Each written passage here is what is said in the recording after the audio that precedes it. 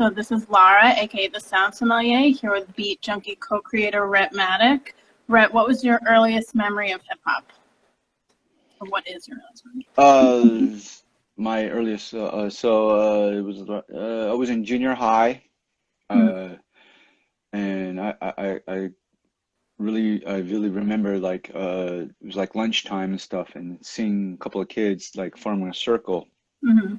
Something like I was a nerd, shy nerd kid, Yeah. but I see a bunch of brothers, forming a circle, and then someone sneaked in a boombox from their duffel bag and started playing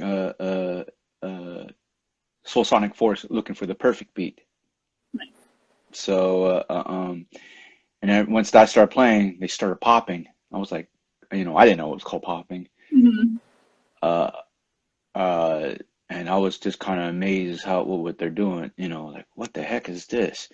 I, I also had like I had friends that had older brothers that were listening to funk and stuff and whatever, whatnot. But uh, just seeing them pop was was was just kind of like mind blowing to me. And prior to that, I mean, Rapper's Delight was starting to play on in LA radio and stuff. So I mean, of course, we didn't know that was rap. It was just, I mean, Right. it's called rap. But so it just shows my age. Like I'm 51, so that was like junior high. So I was in high school in '83. So that was like probably like '82. I was in eighth grade or something like that. Mhm. So uh, um, I was lucky to see, you know, hip hop coming into the West Coast, into LA and stuff.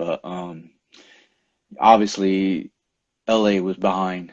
New York was already full blown with the culture and stuff. I mean, we had not knowing, but we had our own culture kind of set. Funk was Mhm. playing, pop, popping and locking was going on, but I didn't know that. So, but that was kind of like my at least physically seeing something, and then eventually, like want to know what's that song and Mhm. what's this, what's that, and that's and some of my friends, older brothers were actually DJs and stuff like that, mobile DJs. So uh, um, yeah, that's kind of like that was pretty much my introduction and stuff, and I was pretty much hooked. Nice. How did the landscape and vibe in Southern California influence your decision to pursue a career in music? You might have already answered that kind of just now, but one. Well, like I said, so I've been very lucky to see hip hop coming to LA when it started, So um, obviously, um, I mean, you hear mixes, but there was like radio shows, radio stations and stuff that were playing some music here and there. KGLH was an FM station, but that's like it was owned by Stevie Wonder, but it Huh. played more R&B and stuff. Mhm. But really, what started made noise was two AM stations. One was called KGFJ, 12:30 a.m. Uh, and then eventually, you might have heard of it, I don't know, but 1588 AM KDOI. Mhm. So it was considered the first 24-hour rap hip hop station. I Even though they they were playing everything a little bit, pretty much like funk, soul, Mhm. hip hop, freestyle. What I mean by freestyle, I mean Latin freestyle. Right. You know, so little house here and stuff like that. So uh, uh, I mean, the heroes like the DJs that were there were Uncle Jam's Army, which is Egyptian Lover, uh, World Class Wrecking Crew, which is Dr. Dre and DJ Yellow from NWA, Mhm. and then eventually it became, and then there was also the Katie Mixmasters, which is uh, the on-air personality was who started it was his name by Greg Mack. And then the guy who kind of helped put it together is DJ Tony G, who's originally who came from the East Coast, moved to the West Coast, Cuban.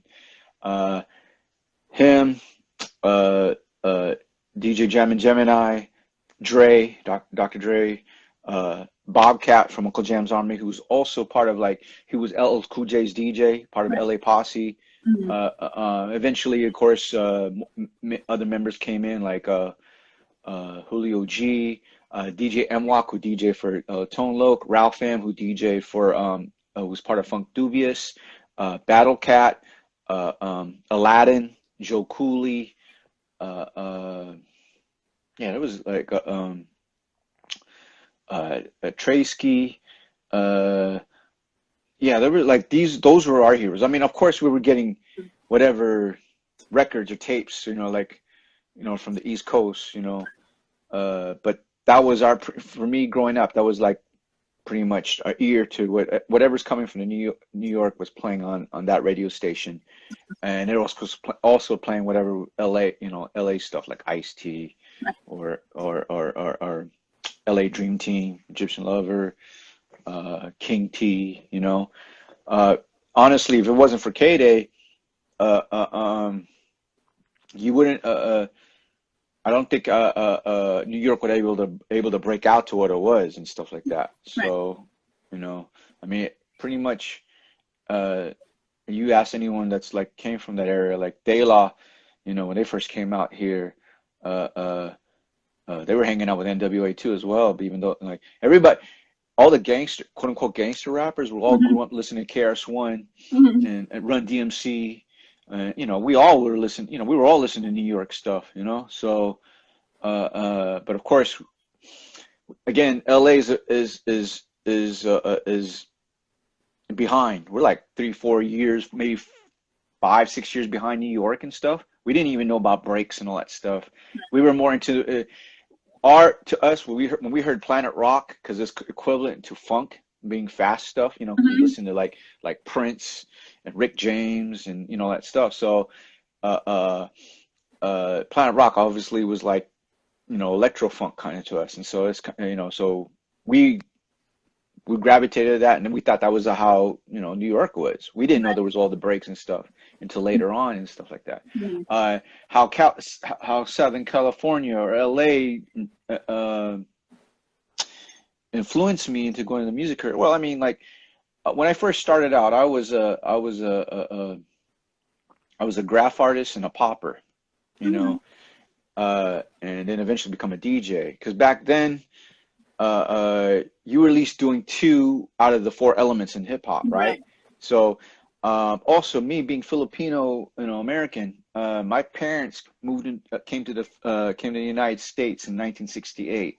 So, they moved to Cerritos, which where I grew up in, which is a suburb of LA, 30 minutes away from LA, proper LA and stuff. But the environment is like it was pretty multicultural. So I mean I got ironically I got my chops in Right. Cerritos and stuff, but whatever was coming from LA, like obviously I didn't know, but Filipinos, Asian Americans have on the West Coast have been involved in hip hop culture in the fabric of LA hip hop culture, right? But Mhm. more like because especially Filipinos are considered as an inside joke like the Puerto Ricans of the West Coast. So, but uh, basically, so uh, for us as for Asian Americans, let alone Filipinos, we were either DJs, dancers, or graph artists. There was never really any rappers because our Asian culture is very we were very never outspoken. Mhm. So, but yeah, so I mean, just the culture itself, just growing up, whatever came up. To tell you the truth, I didn't expect to go into the music business. I Uh-huh. just love the culture. Uh, my parents, they're hardworking, blue collars. They went to school, Mhm. graduated. They got their degree in the Philippines, but they worked hard over here. All they know is just work hard, just work hard and get a good job, whatever, whatnot, and stuff. So, uh, and me being a DJ, they thought it was just a hobby. They didn't think it was gonna, like, you know, they actually kind of frowned upon it, you know, when I decided to want to go into more of the music business and stuff, because there's you can't go to school, you can't get a diploma. No. So I mean, tech now up to now is a different story, but back Right. then it was, especially in an Asian household or any type of ethnic minority household, that, you know, if you don't get a degree, if you that's not, you know, going in the music business or having you know, going into some type of artistic thing, because my first love was drawing, so that's why I was a graph writer. So uh and the thing was, like, I was going to go to school for that, Mm-hmm. and you know, I actually got an associate's degree, but you know, I actually got burnt out, and music and DJing with, and you know, just, you know, hip hop in general, was just kind of like kept me going and stuff. And then there was an opportunity, you know, I seen friends started, you know, kind of get serious about it, I guess, you know, but there was an opportunity for me to get into business. Uh, and I was kind of like, you know what, let me go for it and stuff. And wait, is that Neil Armstrong? Yeah, it Yay! is. That's my padre. Padre means Yeah, in I'm a big fan. yeah, brother and stuff like that. So Mhm. uh, uh so I a lot of people might not know. I used to be a DJ for this group called Brotherhood Creed. So they had a song called Hell of a. So it was so they were signed to MCA Records, Gasoline Alley. It's one of those kind of popish hip hop records at the time, you Mhm. know, like the same time as, you know, whenever, you know, whatever was hot. It was like in '91. My best friend was part of the group, and the lead rapper I knew was from you know, was from where I was from and stuff. Uh-huh. But yeah, that was my taste into it. I learned a lot. Uh, I got to you know, be on Soul Train and do all these things. But at the same time, I got to meet some of my heroes and stuff like that. I got to meet Nice and Smooth, even though the music wasn't as hardcore, you know. That's even though it's my thing, but we just happened. It was kind of like it fell in my lap, and was like one of those things. Was like, you know what, you know, I want to try this out, and but you know, I learned a lot. It's the music business is no joke. I learned it the hard way that it's Mhm. no joke and stuff. Oh shit, DJ Khalil, that's my brother right there. That's one They're of all the coming to dopest. support you.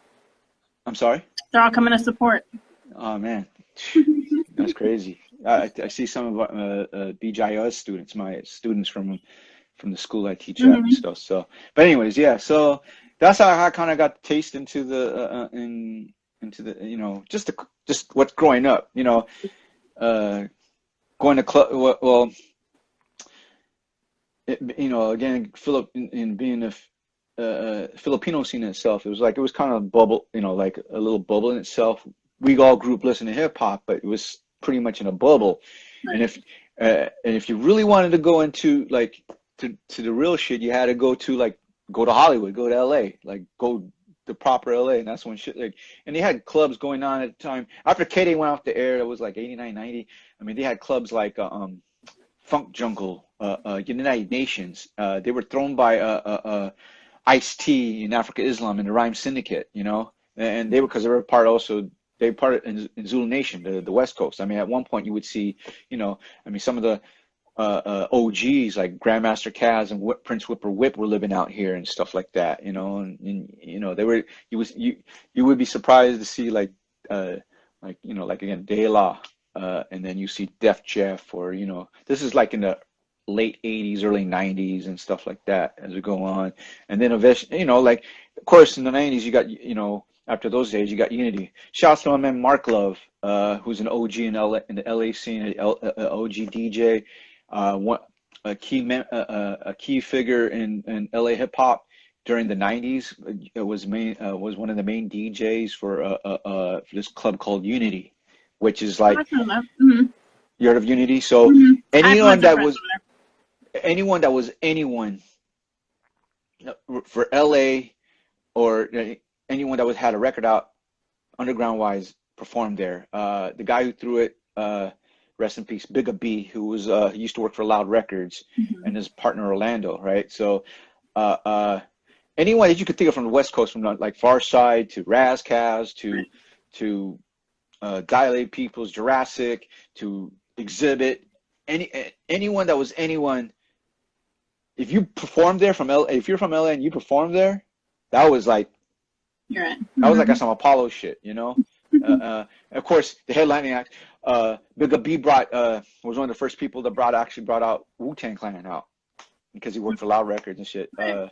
So yeah, so I mean, yeah, I mean, just growing up and just got to meet a lot of people and shit like that. So you know, and it was, you know, it was kind of, you know, it was pretty hard, especially being a Filipino American, you know, an Asian American.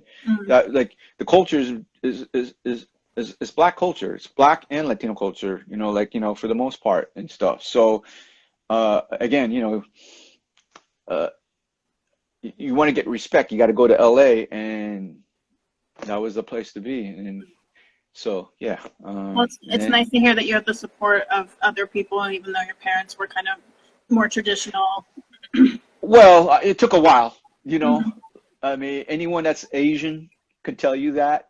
I mean, right now, a little bit, you know, what's cool without knowing is that some of us that's doing it now, like we had to like really fight through it, and without even knowing that we're setting the precedent for, you know, like now it's cool that like if you're working in the music business, there's like, because you see actually someone like us. You know, we didn't have any heroes, you know. For us as Filipinos, there's either our parents. It was funny because also, you know, we didn't have no Michael Jackson, no Michael Jordan. We had, I mean, the closest we might have would be Dan Inosanto, who's Bruce Lee's right-hand man, Filipino American.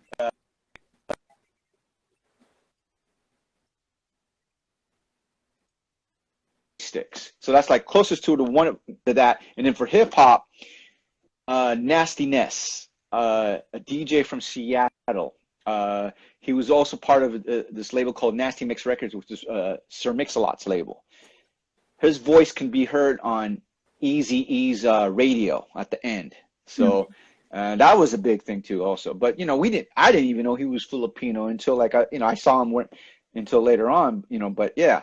So we didn't really have any heroes, and then probably until you know, someone like say Qbert, who's probably the same age as me, won the USA DMC in '91. You know, so that's pretty big for what it is. It's like, oh shit, someone that's not black, someone's not Latino, someone's not even white, an Asian. Let alone when we find out he's Filipino, it's like, oh shit, and he's cutting it up like we are and stuff like that. So, you know. People to see someone that's of your culture or your face to see that's making some noise. I mean, you know, so yeah, pretty much, you know. Nice. Do you remember the first time you went crate digging? I've been always record shopping, but to actual crate digging, I'd say about 92, 91, 92. You know, just started, you know, like kind of like figuring out, like I was always go to used record stores just to buy, you know, just even find old records that you know, trying to buy doubles. Like I had only one record of this record, and usually they're out of print, and then sometimes you can buy and use records. Then I started like, okay, also buying like old funk records and shit, because you know, you start hearing in the West Coast, you start hearing, man, they're sampling One Way, they're sampling Zap. That shit I grew up listening to, right? But once the breaks start coming in, I was like, oh, okay. I remember actually, well, I remember buying like, well, even before that, we used to back in the days, we used to buy these records called Ultimate Breaks and Beats. Shouts to Big Brother Breakbeat Lou. So Ultimate Breaks and Beats is, I mean, you didn't know when those came out, especially in the late '80s here in LA, like New York was already on that shit, but over here they were the only person who was selling it was this cat named Steve Yano, a Japanese American, who was actually selling it in a swap meet called the Rhodium swap meet. So basically, this guy is the one that kind of pretty much helped Eazy-E and Dre do their mixtapes and shit, like do their demos and stuff. I mean, Dre was already doing World Class Wrecking Crew, but once you start getting, you know, like Steve Yano was the one who was actually getting all the hottest records and shit like that. And basically, he was the only one who had the ultimate breaks and beats. So that the whole, that's our introduction into to the breaks, right? So, case in point, Straight Outta Compton, that was all ultimate breaks and beats. Okay. Yeah. So I mean, that's Dre sampled all 24 volumes of Ultimate Breaks and Beats. That's you ask anyone that came out from that era, like anyone from Cube to Sir Jinx to DJ Quick, everybody, like if you got those records, those are the ones that were like, oh my gosh, like you even have it here? Hold on. You can find it and all that. Shoot. Rhett, we have the same Dilla figure. Your Dilla figure? Oh yeah. Yeah. Oh, word. Yeah, about that, it's support and stuff. So, man, yeah, I know. I don't want to go start looking at it, but anyway, so everybody, if you don't know, just start Google Ultimate Breaks and Beats. So that was pretty much the culture, introduction of breakbeat culture to us, on the West Coast. So I would say, and I didn't start getting those records until probably like 87, 88, and then eventually even though they had the name of the artist, you didn't know what record it was until you kind of like start looking and stuff. But I would say, my first quote unquote, besides Open Breaks and Beats, my first quote unquote crate digging record, even though it's not, I mean, is James Brown, Into the Jungle Groove. That was like his funky drummer, man. That everybody was looking for funky drummer, and that was the closest thing. I didn't know about 45s. I didn't know, things like that. But yeah, so nice. So your DJ career began in 1983 with Double Platinum. What are some elements from that time which you carried over as an original member of the Beat Junkies crew? Okay, so Double Platinum is my mobile DJ crew. So growing up, obviously West Coast LA culture is different from New York culture. So they got the park jams. We do house parties. Mobile DJs was also like, we had the systems like speakers, whatever. The Asian American community was big in the mobile DJ scene. So growing up, you would you guys we couldn't afford equipment. We all had to take, like, okay, you buy this, you buy that. We all pitch in, buy, like, I will have one mixer, you have the turntable, he has a turntable, you got the speakers, you got a speaker, and it was also like we also had a full lighting system, like we had a sound system, but and we would do house parties. But then eventually, as you get older, you start doing like weddings, quinceañeras and stuff. It's just to play money, and you hopefully in between can cut it up and shit. But we use the money, for me personally, I use the money to buy the records I want to play. Right. So from that, it's kind of learning how to business, how to be professional kind of per se, because this and like I said, being a shy kid, DJing was more my calling because I can still be behind the turntables. I don't have to talk, and I can get respect if they like my mixing and stuff like that. So how to so again, there was not such, crews were the mobile DJ crews and stuff like that. So and every city had a mobile DJ crew. If you go even to the Bay Area, they have a big a big mobile DJ scene as well. Oliver Wang, a scholar, a real dope writer. Man, shout out my man Chris Clark, dope MC and producer right there. So anyways, he wrote a book on Bay Area DJs, the Asian scene. So it's a big thing. Doing house parties and eventually doing like hall parties and stuff. It's kind of like what Uncle Jam's Army did too. Okay. Uncle Jam's like, honestly, Uncle Jam's Army is pretty much on the basis of what a lot of us didn't know. At least I didn't know until as I started getting older and stuff. because they were doing house parties, and then eventually started doing jams. They became so, by the time I got into the music, like, like learning about DJing and all that stuff, they're already on the radio. They were already doing, like, they were doing parties at the LA Sports Arena. So Wow. that's, yeah. So, I mean, Google Uncle Jam's Army, Egyptian Lover. There's Red Bull even did something on them because they just did an anniversary, like a anniversary thing on them and stuff like that. I mean, they were pretty big and stuff. I mean, they had so much. A lot of people came under the umbrella. Bobcat, like I was saying, Arabian Prince, who was also part of NWA, originally part of NWA. But he was also part of Bobby Jimmy and the Critters. Bobcat, who's also LA Posse, which LA Posse is the one that produced LL Cool J's Bad, the Bigger and Deffer album, the second. So technically that is the first East Coast, West Coast collaboration without even knowing that, right? That was a big thing. DJ Pooh is from Uncle Jam's Army. Battle Cat is from Uncle Jam's Army. So there's, so you see the lineage of Uncle Jam's Army. So there's that. So we kind of learned about that shit. We learned about, so mobile DJing, we were kind of learning that, but we also, again, things were coming in the West Coast, so we were just picking up shit left and right. Right. But so the Junkies, we all came from different mobile DJ crews. So by 89, 90, like some of us were already, some of the guys from the Junkies we were all hanging out because some of our crews stopped, some of the guys from our mobile DJ crews kind of stopped DJing, or they were doing parties, but we wasn't shit we like to do. Like we still like to cut, we wanted to cut it up. And then there was like a time where like around 89, 90 when DJing was kind of going this and rapping, being the MC was the bigger thing, right?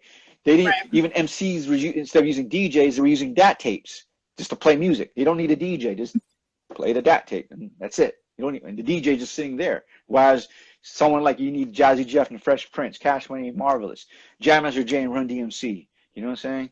So that's how the case, how it went about and stuff like that.